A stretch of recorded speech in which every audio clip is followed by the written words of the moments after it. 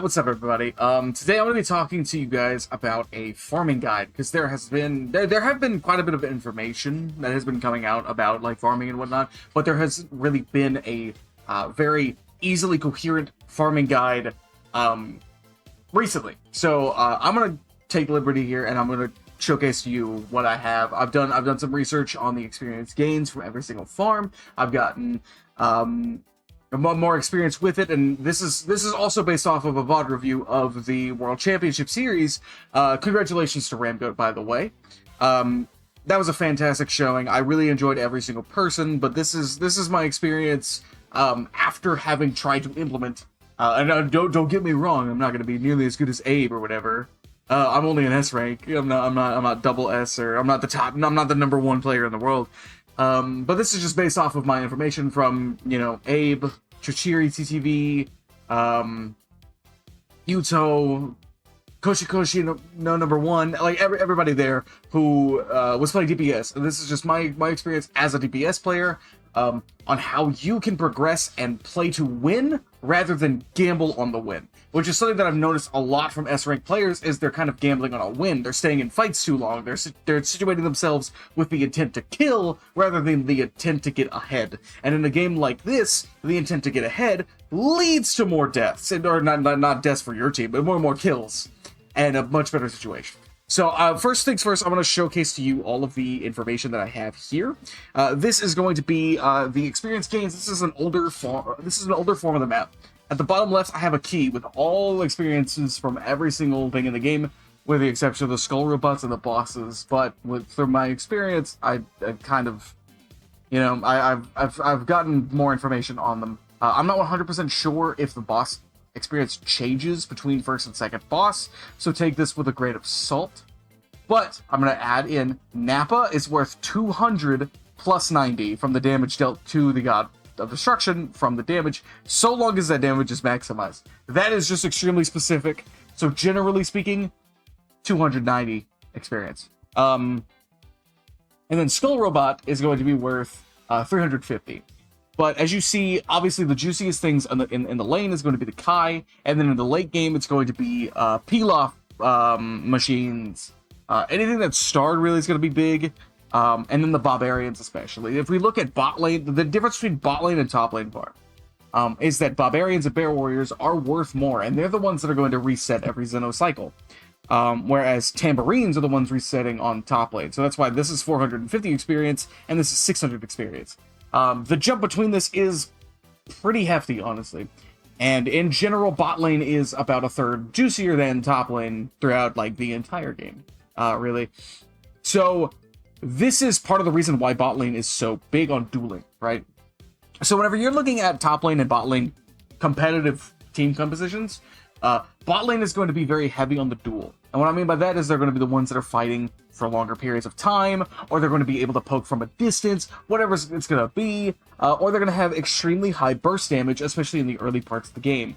Characters like Kid Ku, God Goku, like every single character like that, Kale even, they're going to be better on bot lane because of their ability to just kind of dish out a lot of damage onto a farm, secure a Kai, secure some Cell Juniors, and be a really annoying player.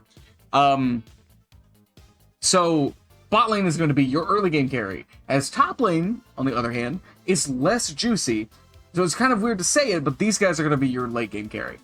So characters like Goku and Trunks are going to do a lot here, right? Because this guy, his early game is like dog. Kamehameha doesn't deal a lot of damage. Meteor Hammer's not going to deal a lot of damage, As long as your Kaioken's not up there, it's not going to really matter that much. But coming into late game, on the other hand, you are incredibly fast, incredibly dangerous. You have an absurdly strong passive. Trunks is like the same way. In the late game, Trunks is so good. After transformation, having that 30% attack boost for Trunks is too much, because it just gets them really low, and it makes it much easier for you to hit your burst sword, or whatever it's called, to dish out a lot of damage, right? So I'm gonna go to my battle history just so I can showcase it. We're gonna showcase this game and then this game, because this was a good set of games, right? So this was a top lane basic game. As you see here, at our level difference here, we have 9, 11, 12, and 12. Tank kind of got a little hefty compared to our Beerus. which this kind of needs to just be swapped. But overall, the difference in our levels is really drastic, considering most of their team was level 9. Did they do too much? Well, a lot of it came down to Bulma ratting, and it wasn't really that beneficial. Because they just kind of exploded a lot. But the big thing is the map log. Map log is super important. Let's taking a look at a top lane DPS. Man, look at that blue. Oh man, look at that blue. Anyways, I did not interact with literally anybody until about 4 minutes in. I didn't have to. You don't have to, right? So whenever you're playing top lane DPS, your job is to get so far ahead, and you could stay top lane and gamble on securing every Kai and securing every single NPC, and you will have more experience if you manage to do so. But if you are at a 50-50, you are gambling more on whether or not you're dying, whether or not you're securing. You know, you'll only get to about level 6. But I'm here to tell you that I am transformed and smacking Jackie Chun with a Spirit Bomb Kamehameha completely alone that kills him. As a top lane DPS, you could sit and gamble, or you could guarantee level 7 by first boss. And I'm going to explain to you how to do so. So, if we're going to go back to this image here, like I said, this farm is technically juicier than the 900 you can get back here. And if your technical can feed you everything, and you can take everything, you will just be the highest level. But, split it in directly in half, it's slightly more than the 900 experience you'll get guaranteed from being back here. If you miss one Kai, you are under this whole thing, right? So you can come back here at a minute 30, because it's going to be based on Zeno's rotation. Take the Kai, take the Red Ribbon Soldier, take the Bear Warrior, and take this Kai, and you could choose to sit here in this god, and then go up instead. Or you could come up here, get a little bit of help on this farm. You're not taking the farm as long as you don't get the final hit. You don't take any from the person who secures, right? If you secure, you get the full experience, and your teammates who assisted get assist experience. So poking this guy doesn't do anything for your DPS. It doesn't hurt you at all. That's why Corrin is so good. You place Corrin here, you know, it opens up this part of the map, and your taking DPS down here are going to be able to get you a little bit of experience. And your DPS, who's getting the secures, gonna get full experience.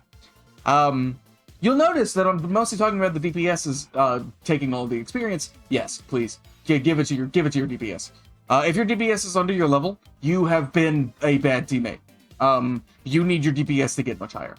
And on bot lane, because of how big this farm is, I will go through. There are units that you can use to explain how much bigger bot lane is. It's way bigger than you think, I'm sure. But you'll take this fight. You gotta take as much of this as you can. And then after Kai is secured, this back farm here is going to be your most important farm, because this is 600 a pop every single Zeno rotation, which is, you know, 2/3 of what your back lane is getting. So like this is just there. Top lane. Go and take some extra stuff if you need it, you know? If somebody dies, go down here, grab these 3 instead, because it's more experience than this guy in the Bear Warrior is. Like, just ensure that every single dot on the map needs to be gone as much as possible, which is something you saw in the World Championship. There was not a farm that was left alive on every single Zeno rotation, but it's based on your Zeno rotation. So that's gonna be your timer. So let's just go ahead. I'm gonna hop into it. I'm gonna hop into a little training match so I can explain. I'm gonna level myself up to level 15, because I'm still pretty sure you get experience from getting kills. If not, I'll just reset. But here I'll transform as well, just so I can have the extra damage. But right, I kill this guy, I get 150. Kill this guy, 125. Right. If my technical's here, they get half of it. If I'm the one securing.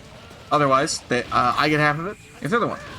But let's talk about the units to showcase how small top lane is, and why top lane is is less of a dueling lane and more of a get ahead lane, right? So we're gonna use the diamonds as our units. So we have 1 diamond, 2 diamond, 3 diamond, 4 diamond. Would be 5 diamond, right?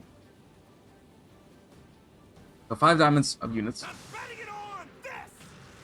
We come down here. 1 diamond, 2 diamond, 3 diamond, 4 diamond, 5 diamond, 6 diamond, 7 diamonds, and it would be 8 diamonds. That lane is, you know, 60% larger. So you're more likely, whenever you're coming out to farm these things, you're more likely to interact with people. And tanks are way healthier, so they can be kind of extra aggressive and kind of playing towards your cloud, because they don't need to kill Kai. They just need to dish out damage and keep you guys off, right? So base coup doesn't do anything here, because like at the beginning of the game, this is not dealing this much damage. This is not dealing this much damage. You're not doing much. So it's better for you. I need to clear this out. So it's better for you as the top laner. This is where things kind of come in, right? This is where my personal opinion on top lane comes in, right? And you could do other things if you want to. I need to clear out everything.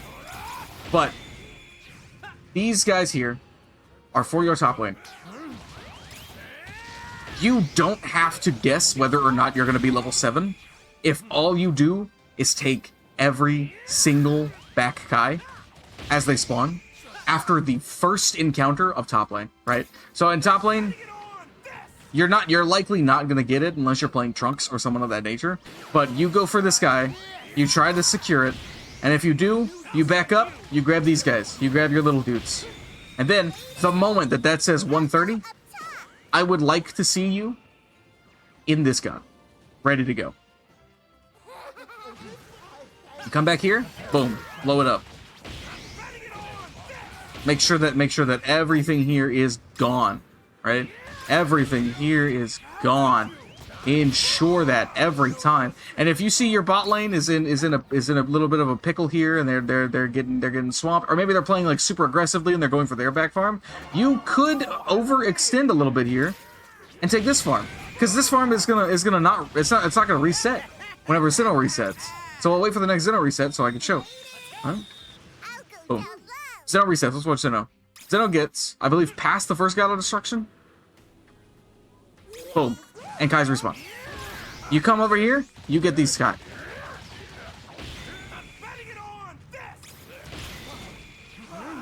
Right?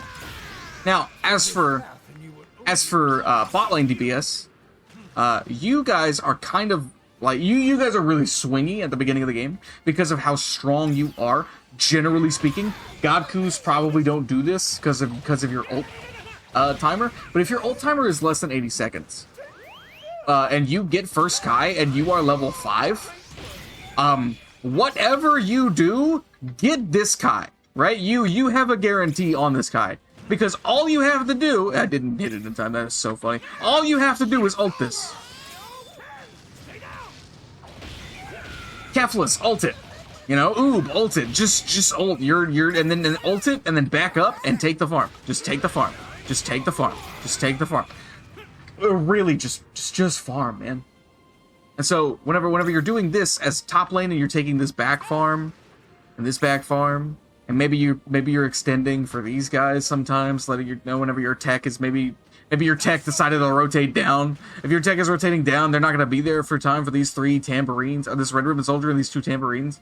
Whatever it ends up being for you, like, just get there and do it. Just get there and do it. Just get there and do it.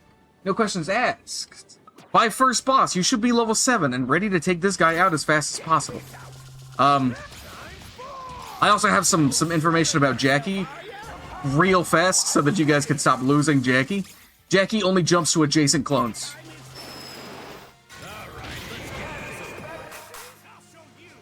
So if he's on the right side, he can either jump top right or bottom left or bottom right. If he's bottom right, he can jump bottom left or mid right.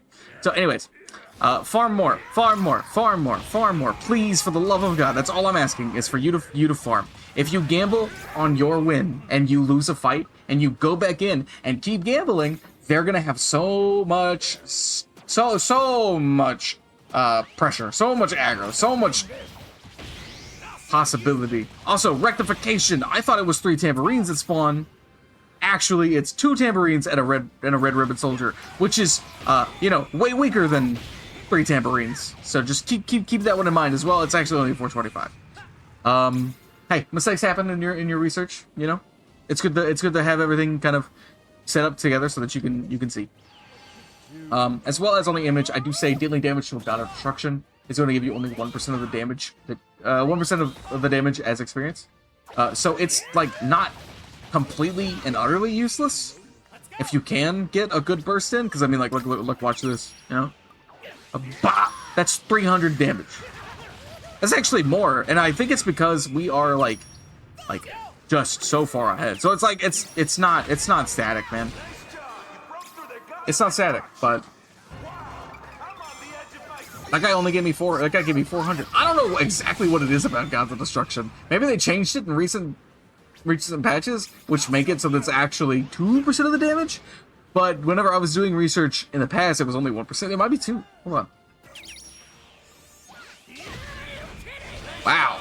Yeah, I mean, that would have been only 11,000 damage and I got 22. Yeah, okay. But I said it's still like... It's not uber important to like, if you're trying to min-max or whatever. It's not that big of a deal.